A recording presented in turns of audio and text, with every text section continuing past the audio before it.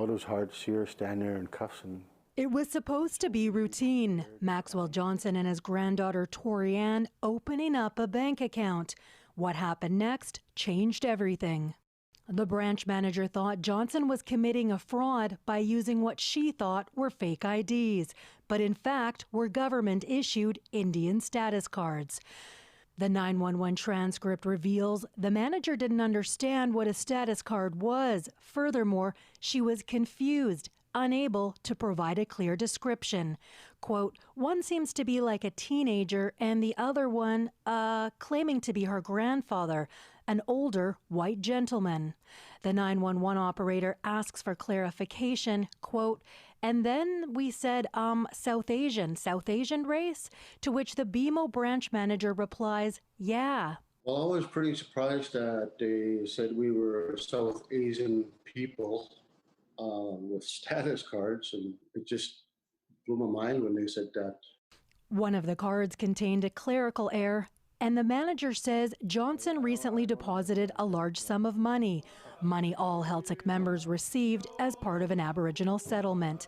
The call also reveals the manager called what she thought was the Indian government for advice, to which the 911 operator says, quote, sorry, why were we told by the Indian government to call? To which the BMO manager says, quote, I said, do I need to keep their ID and do you recommend I call the authorities because they have fake ID? This customer's account has $23,000 in it. And they said, yes, to contact the police and keep the ID. Upon further questioning, the manager says she called Indigenous Services Canada for advice. A caller or a person on the other end of the phone, recommending or giving advice to compensate the card and call the authorities was really alarming. That advice from Indigenous Services to call police prompted questions to the minister in the House of Commons today. All members of society need to know and respect the validity of a status card.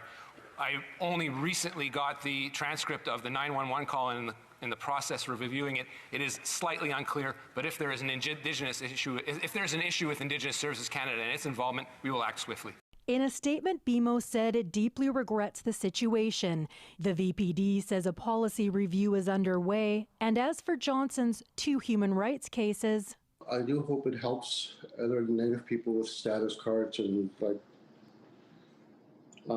big businesses. They have to educate themselves on First Nation status cards like it's government issued, and we shouldn't have any trouble with it anywhere. Angela Sterrett, CBC News, Vancouver.